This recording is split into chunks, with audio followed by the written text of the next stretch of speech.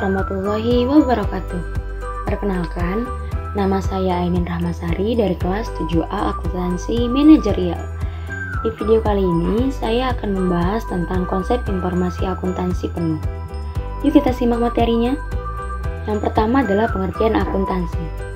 Informasi akuntansi penuh adalah seluruh aktiva, seluruh pendapatan yang diperoleh dan atau seluruh sumber yang dikorbankan suatu objek informasi. Informasi akuntansi atau full accounting information terdiri dari full asset, full revenue, dan full cost.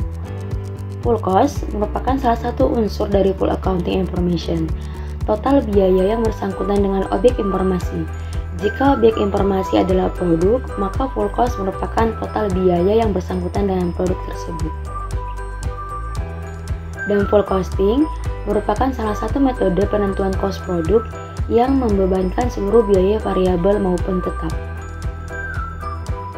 Full costing dan variable costing merupakan metode penentuan cost produk konvensional yang dirancang berdasarkan kondisi teknologi manufaktur pada masa lalu.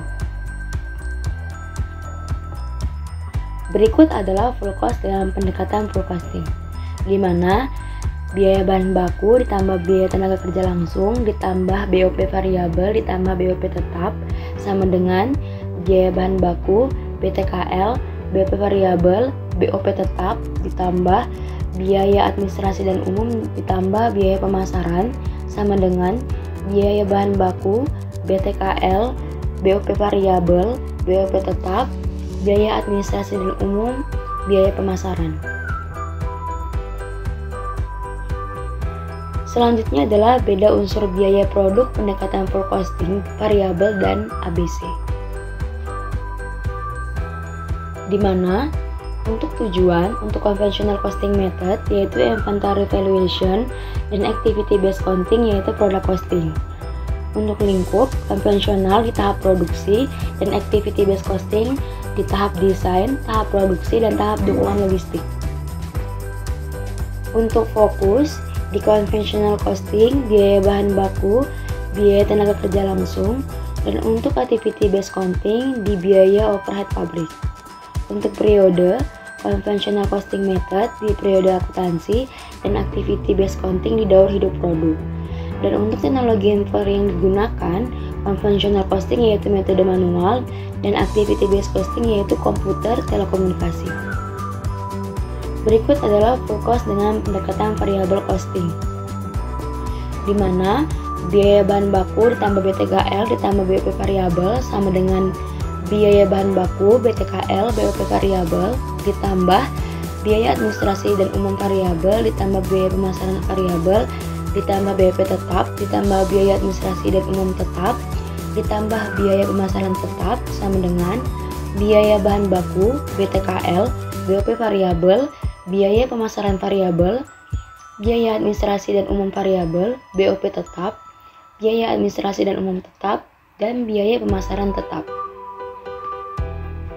Berikut adalah metode penyajian laporan full costing dan direct costing,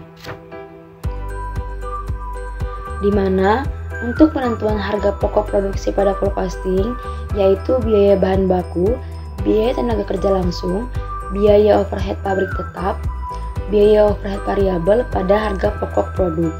Dan untuk penentuan harga pokok produk pada direct atau variable costing yaitu biaya bahan baku, biaya tenaga kerja variabel, biaya overhead pabrik variabel pada harga pokok produksi. Sedangkan untuk penyajian laporan rugi laba pada full costing yaitu hasil penjualan dikurang dengan harga pokok penjualan termasuk BOP tetap, kemudian menjadi laba kotor, dan biaya usaha yaitu biaya administrasi dan umum dan biaya pemasaran. Kemudian ada penyajian laporan rugi laba pada variable costing, di mana hasil penjualan dikurangi biaya-biaya variabel yaitu biaya administrasi dan umum variabel ditambah biaya pemasaran variabel, menghasilkan laba kontribusi margin. Kemudian dikurangi biaya-biaya variabel yaitu biaya produksi tetap, biaya administrasi dan umum tetap, dan biaya pemasaran tetap. sama dengan laba bersih usaha. Selanjutnya adalah full cost dan pendekatan ABC, di mana menghasilkan biaya tahap desain dan pengembangan produk, biaya tahap produksi, biaya tahap lingkungan logistik, biaya tahap desain dan pengembangan produk, biaya tahap produksi, biaya tahap dukungan logistik, dan biaya tahap desain dan pengembangan produk, kemudian biaya tahap produksi dan biaya tahap dukungan logistik. Selanjutnya ada manfaat informasi akuntansi penuh. Yang pertama ada pelaporan keuangan, di mana pelaporan keuangan memerlukan informasi akuntansi penuh yang berupa informasi masa lalu, yaitu pendapatan penuh dan biaya penuh yang disajikan dalam laporan laba rugi untuk pihak luar perusahaan. Yang kedua, ada analisis kemampuan menghasilkan laba, yaitu dapat diterapkan dalam berbagai objek informasi seperti produk, keluarga produk atau lain produk, aktivitas atau unit organisasi. Yang ketiga adalah jawaban atas berapa biaya yang telah dikeluarkan untuk sesuatu, di mana yang pertama adalah evaluasi konsumsi sumber daya yang dikorbankan untuk sesuatu.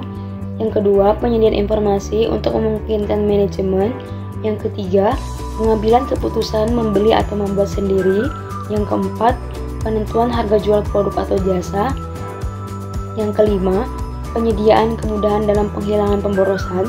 Yang keenam, penyediaan informasi untuk perbaikan. Yang ketujuh, penyediaan informasi untuk memungkinkan manajemen melakukan perencanaan. Yang kedelapan, cost reimbursement. Dan yang kesembilan, inventory costing. Lalu yang keempat ada penentuan harga jual dalam cost tipe kontrak, di mana kontrak pembuatan produk atau jasa yang pihak membeli setuju untuk membeli produk atau jasa pada harga yang didasarkan pada total biaya yang sesungguhnya dikeluarkan oleh produsen ditambah dengan laba yang dihitung sebesar persentase tertentu. Kemudian yang kelima, penentuan harga jual normal, di mana manajemen memerlukan informasi biaya penuh untuk memperhitungkan konsekuensi laba dari setiap alternatif harga jual yang terbentuk di pasar. Yang keenam, ada penentuan harga jual yang diatur dengan peraturan pemerintah. Harga jual produk atau jasa yang dihasilkan untuk memenuhi kebutuhan pokok masyarakat ditentukan berdasarkan biaya penuh masa yang akan datang ditambah laba yang diharapkan. Dan yang ketujuh, penyusunan program. Penyusunan program adalah proses pengambilan keputusan mengenai program-program yang akan dilaksanakan oleh organisasi dan penaksiran jumlah sumber data yang akan dialokasikan kepada setiap program tersebut. Selanjutnya adalah rekayasa informasi akuntansi penuh. Informasi akuntansi penuh dimanfaatkan oleh manajemen untuk pelaporan keuangan, pengukuran tingkat kemampuan produk atau unit organisasi dalam menghasilkan laba, untuk memenuhi berbagai kebutuhan manajemen tersebut. Rekayasa informasi akuntansi penuh memerlukan identifikasi aktiva, pendapatan, biaya langsung dengan objek informasi tertentu, dan pembebanan secara adil aktiva, pendapatan, dan biaya tenaga kerja langsung kepada objek informasi yang bersangkutan. Selanjutnya adalah metode pembebanan biaya untuk rekayasa informasi akuntansi. Metode pembebanan biaya yang digunakan untuk rekayasaan informasi akuntansi penuh dapat dibagi menurut tujuan pemanfaatan informasi akuntansi sebagai berikut. Yang pertama adalah pembebanan biaya tidak langsung untuk penyediaan informasi bagi pengambilan keputusan manajemen. Yang kedua, pembebanan biaya tidak langsung untuk pelaporan keuangan pada pihak luar perusahaan. Dan yang ketiga, pembebanan biaya tidak langsung untuk pengukuran kinerja manajer. Baik, mungkin itu saja yang dapat saya sampaikan. Kurang lebihnya mohon maaf. Sekian dan terima kasih. Wassalamualaikum warahmatullahi wabarakatuh.